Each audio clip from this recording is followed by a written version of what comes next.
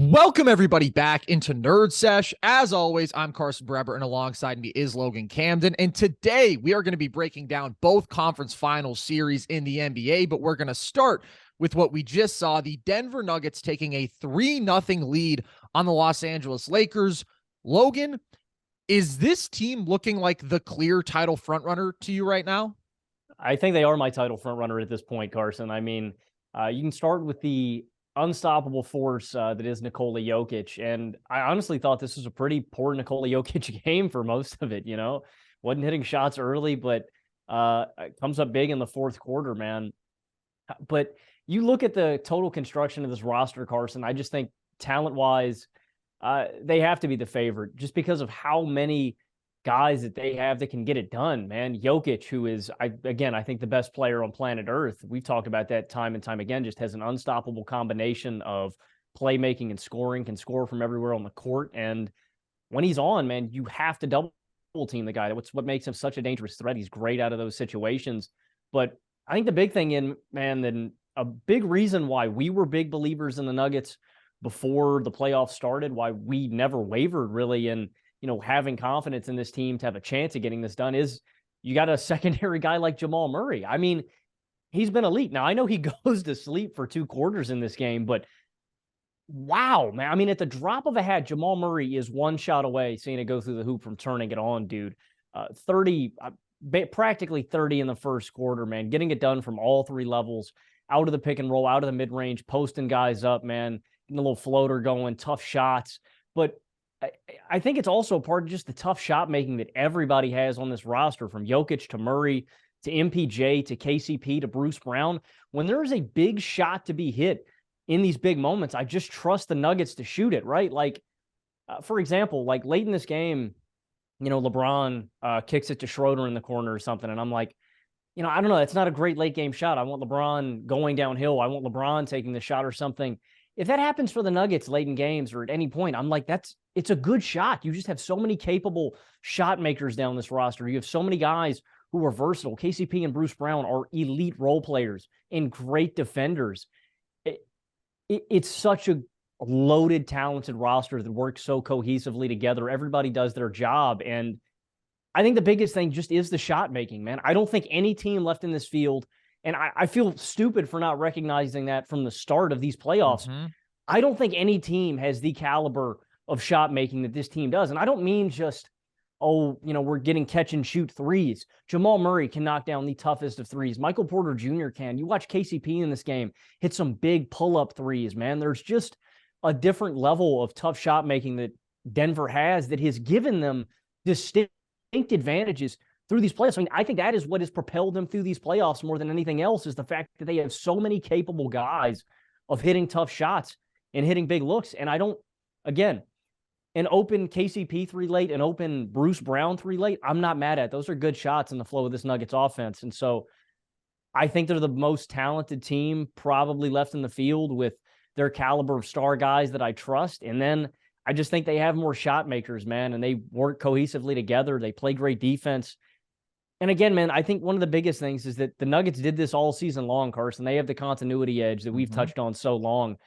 Yeah, shocker, the number 1 seed, the best team with the best player in the field is the title favorite at this point. But I think it's all those things, man, and it's a cumulative force. This team is a machine, dude, and Jokic leads this machine out, but it's a sum of all its parts, man. This is a really great unit, and I do think they are my title favorite at this point.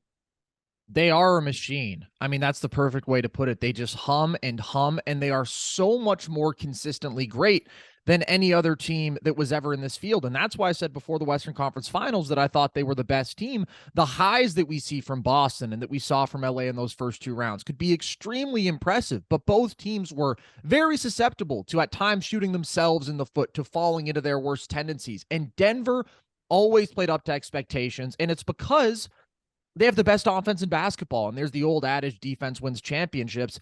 Offense is going to win the championship this year, man, because they just do not stop coming. And you say it, this is an off first half from Jokic. He was not imposing himself at the highest level as a playmaker, and his touch shot making, right? These little running floaters that normally are 70% shots for him, he's just missing.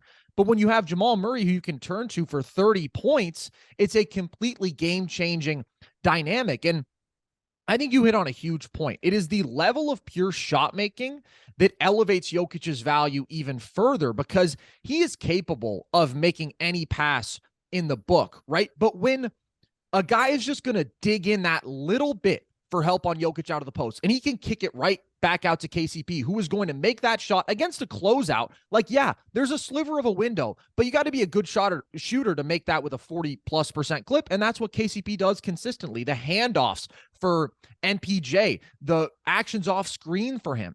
These are highly efficient looks, yes, because Jokic is creating great shots, but also because these are great shot makers. And I would be legitimately surprised if they don't win the title because I think this is a historically great offense, and it's in every phase. They are the number 2 transition offense in these playoffs in terms of efficiency, and we have seen them consistently take advantage of LA struggling to get back there. They have great rim runners in transition, if it's Bruce Brown, if it's Aaron Gordon, and obviously they have a bunch of guys who can shoot the hell out of the ball, and Jokic is such an awesome transition point guard. They are the most efficient pick and roll offense in these playoffs, both in terms of the ball handler scoring and the roll man scoring, who is usually going to be Jokic. I think he gets credit for how great he is as a screener, for how killer he is from that floater range. Also, Jamal Murray deserves a ton of credit for how lethal he is as a pull-up jump shooter.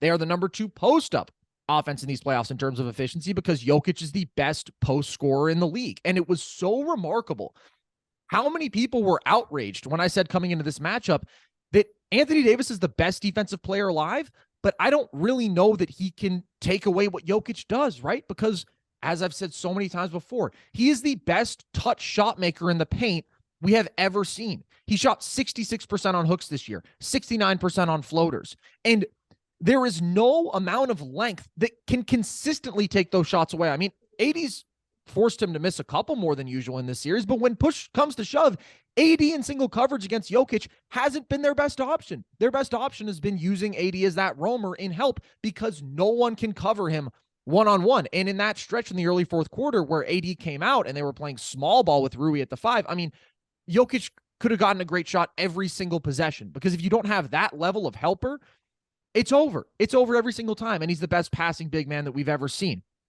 And they are the most efficient three-point shooting team in these playoffs. And one of the most impressive things, they have the lowest turnover rate in these playoffs. That's while they are playing this incredibly fluid style of offense with tons of ball movement, with a lot of like audacious passes from Nikola Jokic, with that willingness to push and transition, where at times teams will get a little bit more fast and loose with the ball. You think about other teams who have that same level of like offensive fluidity, the Warriors would be the closest comparison. They do it differently, but that's always a team that has been prone to turning the ball over. The Nuggets don't even do that. Like offensively, they are pretty much flawless. And you got to give credit to KCP in this game for his big-time shot making. You have to give credit to Bruce Brown for just how opportunistic he is. Again, transition ball handler, as a guy running the floor in transition, as an offensive rebounder. They just create great looks on almost every possession. And I'm thrilled for this team. I'm thrilled for Nikola Jokic. I don't want to crown them, right? Because job's not finished. They still have to win this series, and then they have to beat whoever comes out of the East. But this is his first title caliber roster that Nikola Jokic has played with. I believe he's been the best offensive center that we've ever seen for the last 3 years. And I said that in February 2021. I made a YouTube video about it. It was the first YouTube video that we made for the Nerd Sesh page. And people have consistently somehow denied that fact, largely because the guy doesn't have a ring, like genuinely. And the bubble team was good, but Jokic was not the player that he is today. That team did not have Aaron Gordon. That team did not have a 3-and-D closeout attacker the caliber of KCP. That team did not have the kind of versatile impact guy that Bruce Brown is. MPJ was a shadow of what he's become. I mean, he was a baby at that point. And yet there's still this expectation that you've got to win the title now. Somehow you have to win the title to be the best player alive, or you have to win the title to be an all-time great. When Jokic was 26 and 27 years old for these seasons, dealing with out his second best player and then without his third best player as well last year. When the historical precedent tells us that that is an absurd way to judge these great players. If you want to malign people for sucking in the playoffs, that's one thing, right? Joel Embiid has got to get better. There are tangible things in his skill set that have to improve. But Jokic dominated every series he was in offensively, dominated. And yet there was still this narrative that he was underachieving because his teams were at massive talent deficits. But nobody just walks into the league and wins a ring. Like the guys who have done it in their first few years, D Wade, unbelievable run. Obviously, Kareem, who was just a different kind of freak, was the best player in the league from the moment that he stepped foot on an NBA floor. And also he got Oscar to help out. But like MJ was 28, right? He didn't win a ring until he had star level Scottie Pippen and Horace Grant and Phil Jackson, obviously. LeBron was 27. He didn't win a ring until he had not just the big three, but improved role players versus the 2011 team. And he grew individually in his game, obviously improved as a jump shooter, but, adding a Shane Battier and whatnot. The most recent guy to climb that ladder, Giannis, was 26 and needed the injection of that really high-level perimeter creator that was Drew Holiday. They don't win the ring without him. Like, guys don't just walk into championship situations, and it's impossible to win a ring without a title caliber roster. And that is what the Nuggets have right now. And Jokic is capitalizing on that. He is the best player alive. He is one of the handful of best offensive players that we have ever seen. And they just look a step above the rest of the field right now. They really do. Correct me if I'm wrong. I mean, Magic won a ring in his rookie season, correct? He did. Well, he happened to have Kareem Abdul-Jabbar, but yes. Exactly. Not in game 6. He didn't have Kareem then, but it is a historical rarity, I should say. A real historical rarity. Well, and it would be like maligning LeBron for not winning a championship with those early Cleveland teams or something like that. And it's like... Which people did, of course, because this is the cycle. And it's stupid. It's very, very stupid. And now that this is the first time that he's ever had these guys at full strength. This is the first time he's ever had Jamal Murray at superstar level, at full health, with an actual tertiary guy who you can turn to for reliable offense. And the biggest thing, this is something that I want NBA teams to take notes on, Carson. You cannot undersell the value of a Kentavious Caldwell-Pope and a Bruce Brown. They picked these guys up in the offseason. And I mean, they're the biggest additions to this team. Like, they do not make it this far. Like, in the NBA today, it seems like there's teams that have gone, we're all about the superstars. We get the big three in Miami. You get all these big super teams that are getting built. You get Philly with Harden and Embiid. You get Brooklyn with Harden, Kyrie, KD. And it's like, oh, let's get all this star power. Teams are built top to bottom, and you need these great role players. And you love them in the offseason. I mean, those are two of your favorite signings. You said this is going to put them over the top. This is going to legitimize this roster. You need these great role players. And I just think those are something, you need that cap space, obviously, and you obviously need two superstars. The Nuggets aren't getting this done without Jamal Murray and Nikola Jokic, but you can't undersell the value of having versatile Swiss Army knives, really impact guys like that.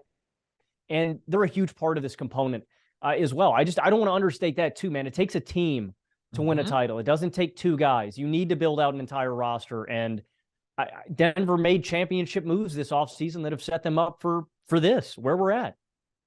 Unequivocally. And I'm pissed that I didn't go more all in on this team. Like, I've picked them to win every series once we've gotten into this postseason, but I thought Phoenix could beat them with just the top end talent that they had. And I picked Denver to win that series in 7 right before it tipped off. And I picked them to win this series in 7 right before it tipped off, because I really did believe in LA's two-way ceiling and the power of AD and LeBron at the top and the secondary creation that we've seen from Reeves and that we had seen from D'Lo and the other impact role guys, Rui.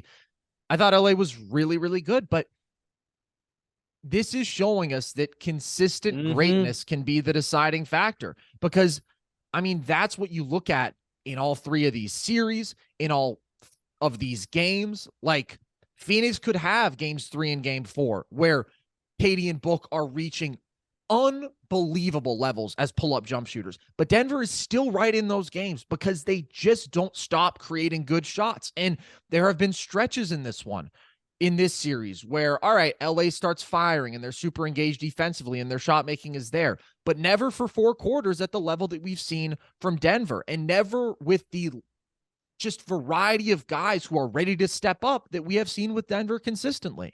And I don't think it's just a variety of guys too, Carson. I think it's the variety of shots that this team can create on offense too. The dynamism that we get from all of these different guys, because I think that's the biggest thing. You talk about consistency. That's something that I've been mad about with Boston, right? We've seen these lulls from Boston consistently over these past few years that should have been red flags to me, where I go, maybe I should hold off on Boston, right? But it's also like the dynamism of the offense, like I'm talking about. That's also why Boston gets into these lulls. They produce 2 really high-quality shots. It's at the rim and it's three-point attempts. With the Nuggets, it's not like that. You can get a Jokic tough runner out of inverted pick and roll. You can get a Jamal floater in the mid-range. But once those shots start falling, right, and once the defense respects those shots and has to step up on them and take them away, guess what? There's open guys in the corners. There's just a versatility too, along with the consistency and the, like I said, the dynamism of the offense. It's the machine, man. It's not one thing. It's all the collective sum of all these parts. But that's what separates Denver from the pack. Is it's not just, oh, they shoot the ball really well. They can kill you from all over the court. They have all these different actions that they can run to create great shots. And all of these guys on the court can kill you. It's a cumulative assets. And yeah, man, right. I'm really disappointed. I know you are. Guys, Carson, there has been no bigger Denver Nuggets fanboy. There's been no bigger Nikola Jokic supporter outside of Carson Breber. And I'm honestly surprised too, dude, like that if there was going to be a year, it should have been this one. And I'm kind of kicking myself for not waking up to it either, man. Like that's what we said before the playoffs, the continuity, the consistency. We've seen it all year from Denver. Yep. And they got the best player on the planet, man. I'm disappointed that I took Phoenix because I feel like the writing was on the wall there a little bit. And it has clearly proven to matter. And you talk about the variety of shots that a team can create. Jamal Murray, man, he's just the epitome. He is one of the most versatile, skilled, pure shot makers alive. And we talked about this after last game where obviously you saw it, but just people don't kill you from everywhere on the floor and out of so many different actions like Jamal Murray does. Literally, he sees Dennis Schroeder and it's a post-up, and he'll hit that turnaround with near 50% efficiency. Coming out of pick and roll, he can kill you with the mid-range pull-up. He can kill you with the three-point pull-up. Any handoff, if you're under, if you're not up there with an active contest, bottoms. And it's just a special ability that he has to elevate his game accordingly because of unbridled confidence and because of that unpredictability, that variety, that pure shot making. Like, guys who aren't great shot makers fall off in the playoffs. Trae Young, when he is struggling to get to the line as much as usual, he doesn't have that thing that he can consistently rely on. He is not a great shot maker, and so he can fade. Joel Embiid, we've seen, right? His jump shot leaves him consistently. He doesn't have enough counters, and the guy's going to take a significant drop-off. Same thing for his buddy James Harden, who has always been heavily reliant on the same few kinds of shots, the step-back threes, getting to the free throw line.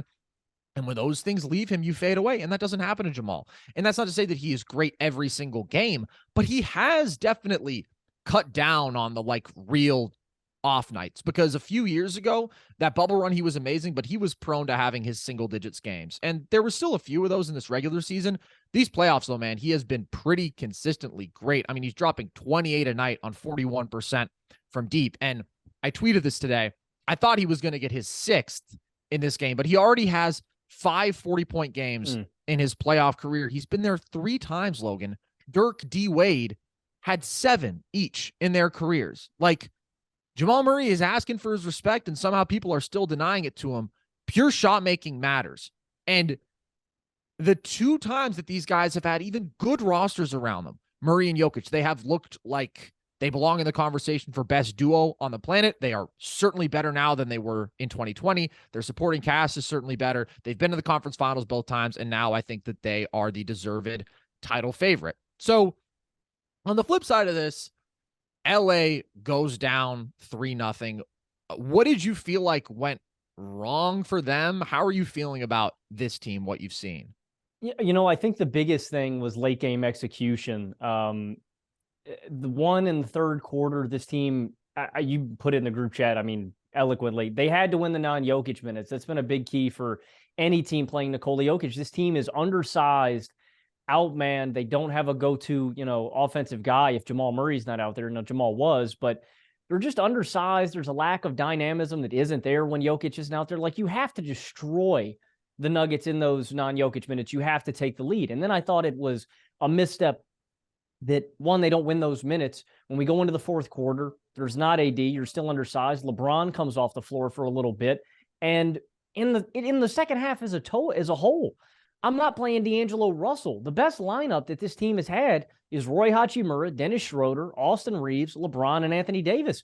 I just thought it was foolish that this team didn't turn to that lineup in the second half and we kept getting D'Lo. Like, I thought it was all about late game, and God bless AD for keeping this team in the game and for being aggressive. This was not a great start for Anthony Davis, but he kept putting his head down. He kept being physical. He kept being aggressive, because I was scared at the start of this game when he starts out 3 of 9 or 3 of 8, whatever the number was. It's like, oh man, this could be a bad AD game where he fades as the game goes along, but he didn't. He was persistent. He kept trying to get his own buckets, which that's the best version of AD. And then again, thankful for Austin Reeves to keep them in this game in the second quarter, because it was all him keeping this team in this game. And so I'm like, okay, the Lakers have a chance. They have a chance in this game, but you don't win the non-Jokic minutes. And also, they got a very beneficial whistle, I thought, in the third quarter, man. That fourth foul taking Jokic out of the game was absolutely egregious. But you don't win the non-Jokic minutes. You should crush. You have all these big guys. That's what I didn't get. Put AD out there, put LeBron out there, and putting Vando out there, and putting Hachimura out there. We were going to crush that team on the glass, and we're going to go inside. They don't do that. Then when the fourth quarter opens up, LeBron goes to the bench for a little bit. AD's on the bench a little bit. It felt like the Lakers could steal this game. And then they didn't, because their shot making let them down. Like, the Nuggets emphatically shut the door on this game in the fourth quarter because they have better shooters and better perimeter shot makers.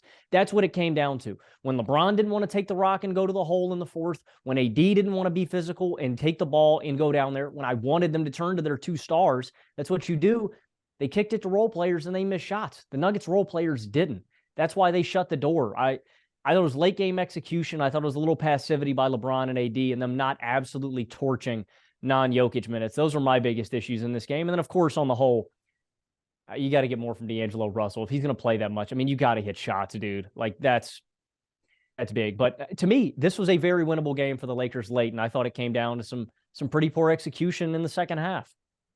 And it's not just the Nuggets role players making shots. It's also Nikola Jokic stepping up and being consistently assertive. And we saw him again, just attacking Rui, and he starts making those touch shots, and he has 15 points in the fourth, and he creates some really good looks for his teammates too. We never saw that sort of control of this game offensively from LeBron opposite him, which I think remains a disappointment. Like, LeBron's been okay. I thought he actually got excessive criticism for game 2 because he obviously couldn't make a 3 and had a few blown finishes, but I thought he was good as a playmaker. I thought he was good defensively. This game, just very meh from him. And he walks into his 23, 7, and 12, but I wanted to see more LeBron post-ups. I thought we saw early in this game that was effective. They went away from that. And I think you absolutely highlight that key stretch when you're in the non-Jokic minutes late in the third. They let up back-to-back easy transition buckets. They, after tying the game up, actually capitalizing on non-Jokic for a little bit, but transition Bruce Brown stops the bleeding. You have a total mismatch with Aaron Gordon where he draws a foul. You get a look for MPJ from deep off a second chance. KCP steps into a big shot, and you basically play them to a draw. And that just can't happen. Jokic comes in and he decisively takes advantage of the non-AD minutes. So just consistently, when it's come down to, all right, who's going to play their best basketball in these big moments, in these decisive stretches, it's been the Denver Nuggets, and they've had the best player on the floor in those situations. Jamal Murray in the fourth quarter of game 2 and Nikola Jokic in the majority of this series overall. I do think you have to look at 2 guys who have just been really unplayable for the Lakers in this series, and that is D'Angelo Russell and Jared Vanderbilt. I think that Vando's offensive ineptitude, it's just not justified to play him as a starter. And he started the second half too, only played 14 minutes. But when he is completely neglected, when he is fumbling catches and finishes and clanging wide open corner threes that are conceded to him and not really affecting Jamal Murray, because there's a level of shot making from him that is incredibly difficult to take away. But above all else, it's D'Angelo Russell. And I think we should have known a bit more that the bottom was going to fall out with him just because of the kind of offense that he had been creating through the first two series. Like, he was really good in Lakers wins. He was a decently efficient 18 a night, but we also saw in losses, he was really bad. And overall in this run in Lakers losses, he's under 9 points per game, 35% from the field, 21% from three. And it is just scary to have an offense that is reliant on D'Angelo Russell when he's going to pound the ball. He's going to play at his own tempo. He's going to love to get to those mid-range pull-ups. And there's going to be stretches where you're just like, why are we going to D'Lo instead of LeBron James, instead of trying to get good looks for Anthony Davis out of pick and roll? And when he's disengaged defensively, when he's making bad decisions, and when he also just can't make a shot, I mean, he was terrible. He was absolutely terrible. And the Lakers waste another awesome combined game from Austin Reeves and Rui Hachimura. All three games, those guys have been fantastic. I mean, Reeves is shooting the hell out of the ball, but obviously is so gifted as a foul drawer. And like, his foul baiting is annoying sometimes, but also his pace out of pick and roll, right? Trapping guys on his back. He has a great ability to draw contact, to manufacture contact at times in a way that he's going to get a call. But you also see him in this one, right? The ability to throw fakes and pivots and just try to get a guy jumping, try to get a guy out of position, making a mistake. And when you combine that with legit good shot making and legit good playmaking, you just have a dog, man. And that's what Austin Reeves is. And Rui, his shot making wasn't as good in this one, but he runs the floor hard. He's available as a cutter. He's a good finisher. He's shooting the hell out of the ball. Those guys have stepped up. But Dennis Schroeder has not. D'Lo has been bad. Vando has been bad. And Anthony Davis and LeBron James have not played at the level that would be necessary from them to win this series. They just haven't. I mean, AD was fine in this game. He did not dominate defensively like you hope to see from him, though, when he's reaching his maximum level of impact. And LeBron, again, just has never fully imposed himself on the game throughout this playoff run. And hey, he's 38. He's coming off of a foot injury. All this can be true. The shooting slump maybe is unfortunate timing for him, but it's been a reality basically this entire season. But I had a thought in the back of my mind that maybe he could turn into a top 5 player for a playoff run, and he simply has not for a moment, really. I mean, game 6 against the Warriors, I guess. No, I mean, that was the biggest swing factor in this series was what LeBron we got. Is he going to take over? I mean, again, I don't know if people remember, man, like when LeBron was the best player in the world, when it was LeBron every possession, dictating, moving the ball, getting downhill. Like, I didn't see him again tonight, and it was disappointing, dude. I think you pointed out something big early on in this first quarter when he is posting up every single possession. It's like, I don't know how you get a bad shot out of a LeBron post up. I think they could run that every single possession, and I think you would get a good look. I don't know how you stop it. LeBron, the same way we talk about Jokic, when that help guy slides down, LeBron can pinpoint that pass immediately, and you can step into an easy shot. If you don't send help, guess what? LeBron's super strong. He's huge. He's got great touch. He's going to back a guy down and go to the rack, and it's just, no, we never saw him impose his will on the game, and I think that's the biggest, that's what we needed. I mean, we can talk about the role players too, like the role players stepped up in Reeves and Hachimura, but you don't get great D'Lo. You don't get great Schroeder. You don't get great Vando. LeBron and AD also were not great enough to get them over the hump in this series. I want to ask you, I know a lot of people are going to have their opinions about the Lakers season as a whole. I don't think this is a disappointment. I feel like a lot of people are going to come away and feel like the Lakers are fraudulent. They fooled us. They got us. The refs helped them get here, or some stupid narrative. I'm not disappointed at all. I'm disappointed that LeBron couldn't, I mean, he's 39, man. I can only be so disappointed, right? Like, I'm mad that LeBron couldn't turn back the clock and make it 2018 again, but I don't think this is a disappointment at all for the Lakers. Do you feel the same way? No, I think this is a huge success. They started the season 2-11. They were terrible. I thought before the year that they were going to be a play-in team, and then I thought, boy, are they even going to reach that height? And ultimately, they screwed themselves 2 years ago with the Russell Westbrook trade because they gave away, clearly, the 2 best players in that trade. Look at what KCP is doing to them right now. Kuz just had an awesome season in Washington and has continued to grow as a rebounder and as a playmaker and as a defensive player. So they have been working out of a deficit ever since then. They made some really good moves to improve this roster. There were matchups in which Vando and D'Lo were hugely beneficial. This just hasn't been the series. Getting Rui Hachimura for 3 seconds in a non-rotation guy in Kendrick Nunn was a huge win. That guy has been beyond a silver lining. He's been flat out awesome. He has been great at his job. And you were able to revive Anthony Davis. Like, for most of the regular season and playoffs, AD was firmly a top 10 player. At times, a top 5 player he looked like when he was really dialed in offensively. After, for 2 years, he had been consistently unavailable, couldn't make a jump shot. So it is, beyond the shadow of a doubt, a win for the Lakers to be here. But yeah, it was going to be tough for them to create a title winning roster out of what they started this year with. And I did think that they had moments where they looked like that. There was a moment where I thought, hey, this team could go out there and win the West and might deserve to be the favorite. Actually, for a lot of these playoffs, I thought they could win the West. But I think that this is a success for them overall. I do want to give just 2 more shout outs to Denver because, first of all, I thought that this was an incredibly unique Michael Porter Jr. game and that he was facilitating. Yeah. He was actually putting the ball on the floor, and there was that one moment where he had a look at a floater, and instead he had a nice little bounce pass to Bruce Brown, and I thought, oh my God, who is this man? Because nobody likes to shoot the ball upon touching it more than Michael Porter Jr., and that was a cool moment for him. And one last thing on the Nuggets.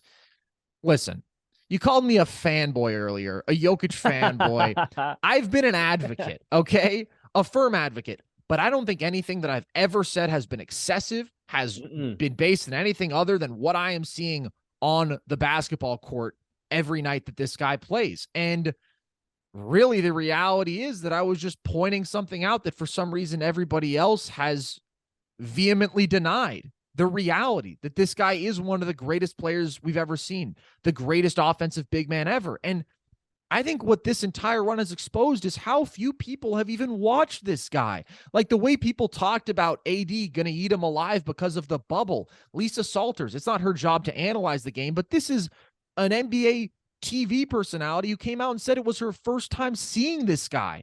Like, it really opened my eyes to how little a lot of people are watching basketball and yet speaking about it with such confidence. And it's just nice to see this. It's nice to see the validation for what has been plain to see for so long if you were just watching. Yeah, no, you've been on the soapbox for a minute, bruh. I've had to be, because the things people have been saying are absolute lunacy. Like, this year was insane. And Yoke's just doing what he does, and he's proving them wrong. 30, 13, and 10 on 63% true shooting in this run for Jokic, Logan. And the Nuggets, I believe, currently have a better offensive rating in this postseason than any NBA champion ever. It is special stuff, and they deserve a lot of props. But the other team that deserves a lot of props, Logan, is the Miami Heat, up 2-0, taking both games on the road. What was your reaction to Miami taking another one in Boston, and what's your read on that series right now? 9 teams, Carson. I don't know who said this. I saw this stat. 9 teams have trailed 2-0 in a series during a run and come back to win the NBA Finals. Only one, the 1994 Houston Rockets, dropped the first 2 at home and came back to win. They actually did that in the finals themselves. And the Heat are 6-0 at home in these playoffs. I mean, it's going to be a pretty tall task for the Celtics to steal one there, but they've got to steal them both. I mean, you have to take back control in this series. And I know a lot of people are tired of the media and us looking at these games in a Boston-centric lens, right? Not looking at this and praising Miami for all the things they've done, but it's really the same old story. I mean, I don't really think it's any different from what we've seen from Boston throughout these playoffs. I'm disappointed in Boston's late game execution and their cumulative defense. They just lack an intensity. They lack an edge. They lack discipline. This team just lacks nuance. Like there's no direction at points. In the hustle category, they get bodied again. They get out rebounded 45-35 in this game. They get out rebounded 14-4 in the fourth, and you just see it throughout this game. They're letting themselves get beat on backdoor cuts. I mean, Derek White was falling asleep a couple of times this game, not being physical enough. He threw some stupid doubles at guys. Just not following your man on defense, not being physical physical enough with these ball handlers. That's something that we emphasized in the Knicks series, is that Randall and Barrett were not being physical enough with Max Strus, with Gabe Vincent. Again, look, man, I love Max Strus. I love Gabe Vincent. I think they are awesome role players in the NBA, but they are not elite ball handlers who should be getting downhill at will, and they're just getting free drives into the paint. Boston, play physical. Dictate these guys on defense. It's like any time that Boston gets a 10-point lead, a 5-point lead, it's like, let's shift into neutral here and just kind of let it go. Oh, we got this game. Oh, we got Jayson Tatum and Jaylen Brown. We can take our foot off the pedal. It's consistent. We have consistently seen them disengage. Like, you got careless turnovers. They're averaging 15 a game through 2 games here. And again, I talk about late game execution. They just have to be better in the clutch. The Heat closed this game on a 22-9 run. This is a stat that's been trending all around. The Celtics in the clutch in this series, 8 points on 1 of 9 shooting, 0 of 6 from deep with 5 turnovers. They're negative 13. And the Heat, guess what, buddy? Plus 20.1 net rating in the fourth quarter in these playoffs. The Heat have been great. This is what they do. They have an offensive rating of nearly 118 and a defensive rating of 97.7. And again, man, Boston has to close these games out. They're up by 9 with 7 minutes left. They're up by 4 with 3 minutes left. You got bad turnovers. You're letting up offensive rebounds. Last game, it's Jayson Tatum traveling on back-to-back possessions. This game, you get the Jaylen Brown travel. You get the Marcus Smart fumble. You get the Tatum charge. And there's 4 other times late in this game where there's a deflection or that almost turns into a loose ball. Like, dude, I thought the Celtics were lucky they didn't have 3 or 4 more turnovers down the stretch. Like, the Heat were getting into all these passing lanes. Like, that's just not enough to beat this Heat culture. I know that people are tired of hearing these numbers. They're number 1 in loose balls recovered. They're number 1 in deflections. They're number 1 in hustle. This is how the Heat win games. And Boston is continually being soft and not being physical enough.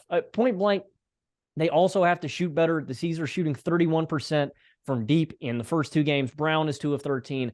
Al Horford is 1 of 8. It's the same old story. This time it's a little different because you have the Michelin man, Grant Williams, get all up in Jimmy Butler's mouth. I can't tell you how happy I was. I have been the king of Grant Williams slander. So to me, that was a joy. But I do want to address a couple of things with that. What? It's like, Grant, who do you think you are, man? It's Jimmy Butler. Dude, it's like, you're a role player, Grant. Dog, this is not you're stepping out of your element, my friend. It's like, it's not hard, dude. You hit a catch and shoot open 3 and he gets all up in his mouth. Like, I don't know, man. You have to have some self-awareness there in that moment.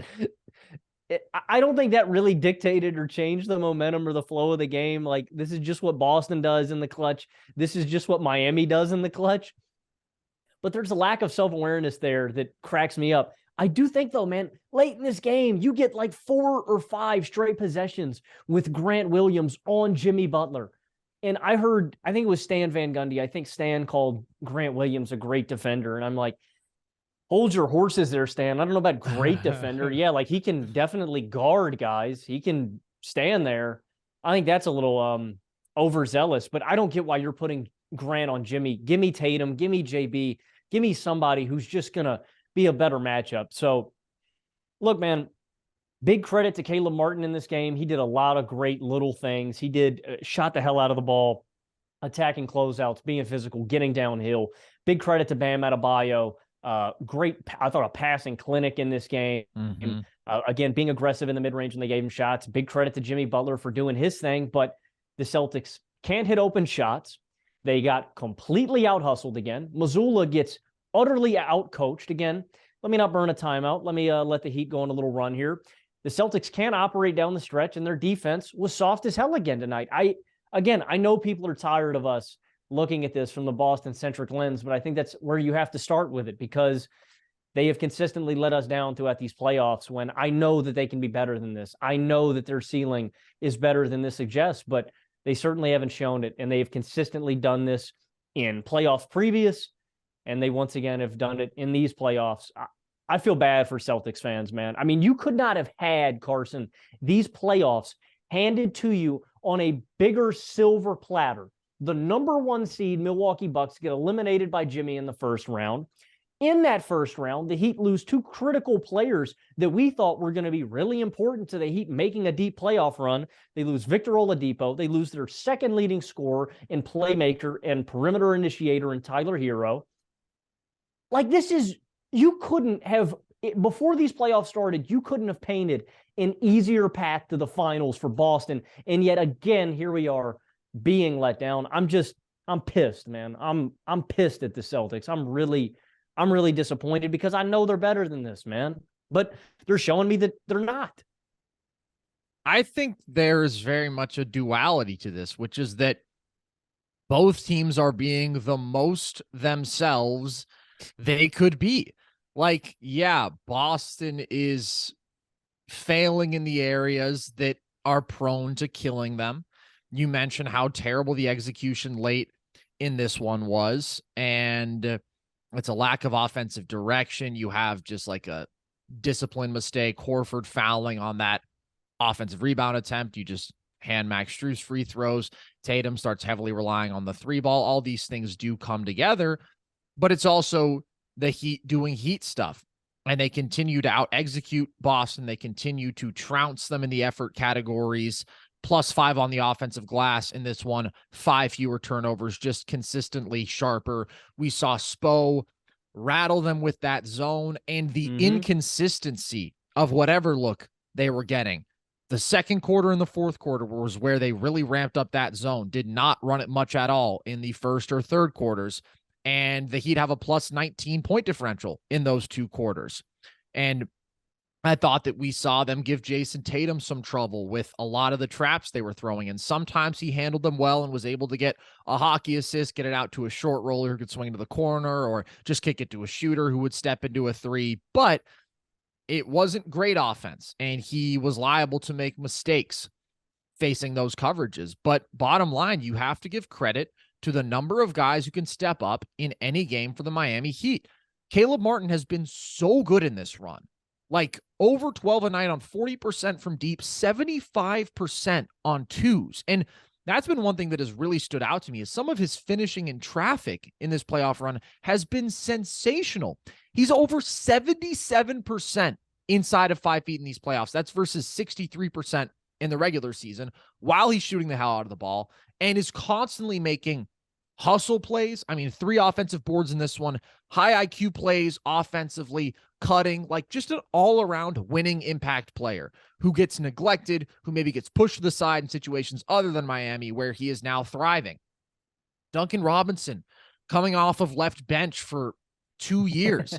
I mean, legitimately mattered in this game again, and the ability that they have to just create a look for him out of handoffs, out of an off-ball screen, or for him to attack an overplay and get a great cut. Bam had 2 beautiful finds to him as a cutter in this game, and he just knocks down 2 threes early in the fourth quarter that starts to shift the tide in this one. And then obviously you have Jimmy and Bam who have just been awesome. No one can guard Jimmy. He just gets where he wants, dude. He has a level of physicality, of efficiency of movement, of purpose, and the pull-up jump shooting that we're seeing from him in this run for mid-range in particular. I mean, again, the bigs have to play off of him too far, so they're conceding that look. If it's a Derek White on him, he just can't quite hang physically in that matchup. Jimmy's going to get downhill as a driver. He can shoot over him. Grant defended him fine, but Jimmy's just taking the bump and he's hitting a shot right in his mouth. So I think they have to try more Tatum, right? And there were a couple possessions where they were matched up and then Jimmy just goes and he hunts a switch anyway and he gets Brogdon on him or whoever. But man, it feels like there's nobody who can really guard Jimmy Butler. I mean, Drew couldn't really guard him. You think the option has to be really big wing who can maybe affect him with his length. But I don't know, dude. Jimmy is just dominating offensively and defensively, dude. He has 11 stocks through 2 games in this series. And we talked about him playing free safety in game 1, but again, just such great anticipation as a defensive playmaker. A couple of awesome blocks in this game, one closing out on a shooter. Like, his effort just doesn't ever quit. His ability to get to his spots just doesn't ever fade away. And he's so impressive. And you got to give a huge shout out to Bam because he dominated the glass in this one. His playmaking out of the high post, out of handoffs, just was sensational. And the Celtics don't really want to help on Bam. I think part of that is maybe they think, okay, we'll let him live with his one-on-one looks, but also he will dissect you as a playmaker. And he's been aggressive in single coverage. And it's not that he's a great one-on-one scorer, like a Bam mid-range look. It's still not great offense. I mean, I think he's in the high 30s for mid-range in these playoffs, but the floaters, the mid-range game, he can get going there. He was being aggressive, trying to get the angle on guys. If it was Horford, if it was Grant Williams guarding him in this game, get a look at the rim. And he's just been really good. And I think he's an interesting example of how we evaluate players, because 2020, after the bubble run, it was like everybody kind of agreed, yeah, Bam's a top 15 player because he's one of the 3 to 5 best defensive players alive. He's one of the 3 best playmaking bigs alive. And he is a more than capable scorer with some legit offensive skill. And then the Heat they lose in the first round to the Bucks, and then last year they make the Eastern Conference Finals run. But it's just like that. He completely falls out of that conversation because they're not as good of a team. And Bam, I think, is better now than he was in 2020. So I don't know exactly where he falls in that hierarchy, but the dude is playing some great basketball right now. And I think in some ways, when we talk about the talent deficit this team is at, we can understate how important Bam is, how good Bam is. And yeah, he's not going to consistently always be a great option offensively, but in this playoff run, in this season overall, he has filled that role more regularly. It is remarkable, though, that this is just an entirely different basketball team, bro. I mean, this was the number 25 regular season offense. And obviously Jimmy kicks it up a gear, but the level that we're seeing from these role players is so impressive. And Tatum is just being outplayed by Jimmy, obviously. His issues in the clutch are remarkable. Like you said, dude, you talk about the other potential turnovers. Bro lost the ball twice on the same possession. Like, it's humiliating. Jalen in this one just was getting into that painted area, but couldn't finish, didn't have his touch shot making. I thought was out of control at times. Tatum has the 5 turnovers. Al Horford has just been bad. I mean, 1 of 8 from 3 in 2 games, and just not holding the Heat accountable for playing that zone, for parking Bam in the paint. This has been the worst basketball that we've seen from him in some time, I think. And so all these things come together, and then you think about their reliance on the 3 ball, where it is pull-up threes, 1-pass threes, transition. They love their threes. And I don't want to totally criticize that because they're one of the best shooting teams in the league, but through 2 games, when they're not shooting the ball very well, they can be overly reliant on that and lacking another counter, and it can kill them. So Miami, I'm sorry again. I picked Boston to win in 6. I don't think Boston is going to win this series right now. I'm not going to say that it's impossible, right? If they max out the drive and kick game, if we get awesome Tatum, I mean, if the overall shooting trends swing in their favor, but they're going to keep getting out coached. They're going to keep being the less disciplined team. They're going to keep making more mistakes and having inferior effort. And I think Jimmy's going to stay the best player on the floor. So those are all the key ingredients. And it turns out that that's more than enough to make up for the talent deficit that they're facing. And dude, on the threes point, I'm with you, my friend. I am with you. I would not take the Celtics to win this series right now. Momentum is a very real thing in sports, and it just seems like where we're trending. Like, I don't get how the Celtics recapture the energy and momentum that they need to come back and win this series. The thing about them settling for threes too, dude, there's just a different level of offensive stagnation that Boston suffers, and especially in that zone too, man. It's like against the Knicks, where if Boston gets a shed of daylight on a 3 after 1 pass or early in the shot clock, they're going to fire it up. That's what the Heat want to do. First, they want to get out and run, but 2, they're more than okay with that because, again, missed threes lead to easy transition opportunities. There's just, again, I talked about this last show, there's a directionless aspect to the Celtics offense that really frustrates me. Miami leads also the NBA in these playoffs with, I mean, drastically more screen assist points too. That's something that I really like about these little role players too. Strus, Vincent, Robinson. Like, you'll notice Jaylen Brown or Jayson Tatum, if you watch these guys off ball, they're not great off ball players yet. When they don't have the ball in their hands, they can just kind of stand around and ball watch a lot. That's what, honestly, a lot of Boston guys do. D. White, Brogdon, Smart, a lot of them are prone to, oh yeah, I wonder what he's going to do with the ball. All of these Miami guys, it's never like that. Strus will come up and set a screen. Vincent will. Duncan, there's just a different, I don't know if it's an ego thing. I don't know if it's a discipline thing with the coaching where Missoula's like, we're okay with just spreading the floor out and letting our guys attack in isolation. But there's a very, very real lack of dynamism with the Celtics offense that isn't here with Miami, partially because Miami has to play like this. That is what makes it more frustrating than anything else. Miami has to do all of these little things throughout the game to win. All of the little hustle plays, all of the little screens that they set that open up something 10 seconds later in the shot clock. It's like they have to do all these things, and they have. It's frustrating to see such a talent disparity go to waste and Boston not execute on it. I do want to touch on one more big thing. After last game, I said that I thought the Celtics should turn to less Robert Williams, and I honestly think I'm going to flip that take on its head, dude. At this point, I really wonder if they should even have Al Horford out there like at all, man. I mean, he continues to struggle. You touched on some of it, bro. Like, in these playoffs, he's 6-7-3 on 37-29 splits with the 28% off the catch. Get this, man. This is my favorite number from these playoffs. Al Horford is averaging 0.69 points per possession as a roll man. That's in the 4.5 percentile of all players in these playoffs.